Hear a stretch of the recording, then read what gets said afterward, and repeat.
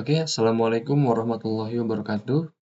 Perkenalkan, nama saya Rafli Untara, saya mahasiswa dari Universitas Pelita Bangsa dengan NIM 3122104877.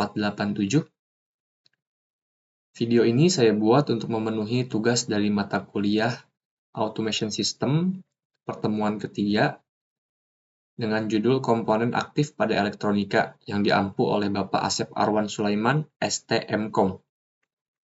Oke, pada kesempatan kali ini saya akan menjelaskan sedikit mengenai materi pertemuan 3 tentang komponen aktif pada elektronika.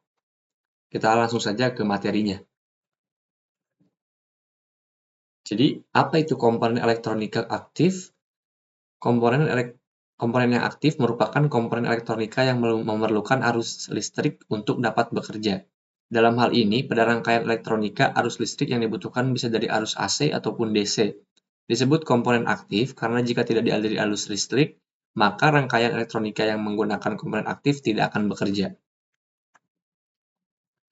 Dengan arti lain, komponen elektronika aktif merupakan jenis komponen elektronika yang memerlukan arus eksternal untuk dapat beroperasi. Komponen-komponen elektronika yang digolongkan sebagai komponen aktif adalah dioda, transistor, dan tiristor yang terbuat dari bahan semikonduktor seperti silikon, germanium, selenium, dan metal oksides. Di sini ada macam-macam komponen elektronika aktif. Yang pertama adalah dioda. Dioda ini adalah komponen terbuat dari bahan semikonduktor dan mempunyai fungsi untuk menghantarkan arus listrik ke satu arah tetapi menghambat arus listrik dari arah sebaliknya. Karena sifatnya yang dapat menghantarkan arus listrik ke satu arah atau forward bias dan menghambat arus listrik dari arah sebaliknya, reverse bias, dioda sering digunakan sebagai penyearah atau catu daya. Bahan semikonduktor yang sering digunakan untuk membuat dioda adalah bahan silikon atau Si dan bahan germanium. Dioda pada umumnya mempunyai dua elektroda, yaitu anoda dan katoda, dan memiliki prinsip kerja yang berdasarkan teknologi pertemuan PN semikonduktor, yaitu dapat mengalirkan arus listrik dari sisi tipe P menuju ke sisi tipe N, positif atau negatif, tetapi tidak dapat mengalirkan arus ke arah sebaliknya. Nah, sisi positif atau P disebut anoda dan sisi negatif atau N disebut katoda. Lambang diode seperti anak panah yang arahnya dari sisi P ke sisi N, sesuai pada gambar di sini. Untuk dapat memperjelas prinsip kerja dioda dalam menghantarkan dan menghambat aliran arus listrik, di bawah ini adalah rangkaian dasar contoh pemasangan dan penggunaan dioda dalam sebuah rangkaian elektronika. Gambar yang pertama adalah cara pemasangan dioda. Dioda menghantarkan arus listrik, lampu menyala atau hidup, dan dioda menghambat arus listrik, lampu tidak menyala. Berikut di bawah ini adalah jenis-jenis dioda dan penjelasan pada jenis-jenis dioda tersebut. Dioda penyearah berfungsi buat menyearahkan tegangan. Misal kamu ingin merubah suatu tegangan bolak-balik atau AC jadi tegangan searah atau DC, dioda ini yang paling lebih dulu dikenalkan atau dipelajari buat jenis dioda. Fungsi dioda penyearah ini yaitu sebagai penyearah arus atau sinyal AC, sebagai alat pemotong level, sebagai penurun tegangan, sebagai pengaman polaritas yang sangat terbalik dalam input DC. Selanjutnya ada dioda Zener. Adalah dioda khusus untuk dapat beroperasi di rangkaian reverse bias pada saat dipasangkan pada rangkaian forward bias. Dioda Zener akan memiliki karakteristik dan fungsi sebagaimana dioda normal pada umumnya. Pada dasarnya, dioda Zener akan menyalurkan arus listrik yang mengalir ke arah berlawanan jika tegangan yang diberikan melampaui batas atau breakdown voltage, atau tegangan tembus dioda Zenernya. Karakteristik ini berbeda dengan dioda biasa, yang hanya dapat menyalurkan arus listrik ke satu arah.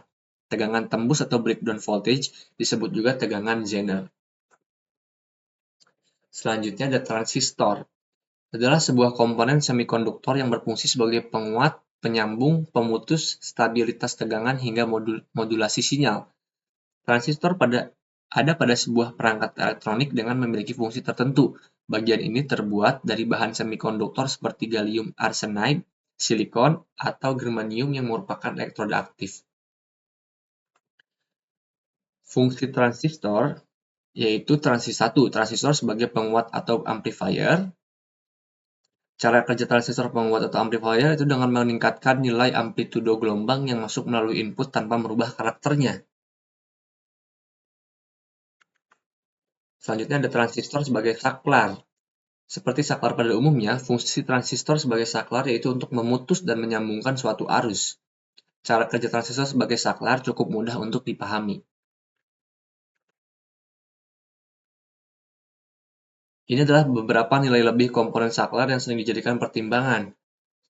Yang pertama yaitu tidak menimbulkan percikan api saat switching dari on ke off, begitupun sebaliknya, lebih ringkas karena posisinya menyatu di dalam rangkaian, lebih ekonomis dari sisi biaya, umumnya terjadi arus saat kontak mekanik, dan yang terakhir, selain dari dua fungsi transistor di atas, transistor juga memiliki fungsi lainnya yaitu sebagai pengatur stabilitas komponen, peretas arus, penahan arus, dan pembangkit arus frekuensi rendah ataupun tinggi. Selanjutnya ada thiristor, adalah sebuah istilah yang berasal dari bahasa Yunani. Arti dari thiristor yaitu pintu. Penamaan alat ini sangat tepat mengingat fungsi thiristor yang memang mirip seperti pintu, yaitu fungsi dasar dari thiristor adalah untuk melakukan pengendalian terhadap setiap arus masuk serta arus keluar yang ada pada rangkaian. Jadi, jika arus listrik masuk dalam rangkaian, maka secara otomatis alat ini akan membuka dan menutup. Dengan begitu, maka proses perpindahan elektron dapat dilakukan dengan lebih terkontrol.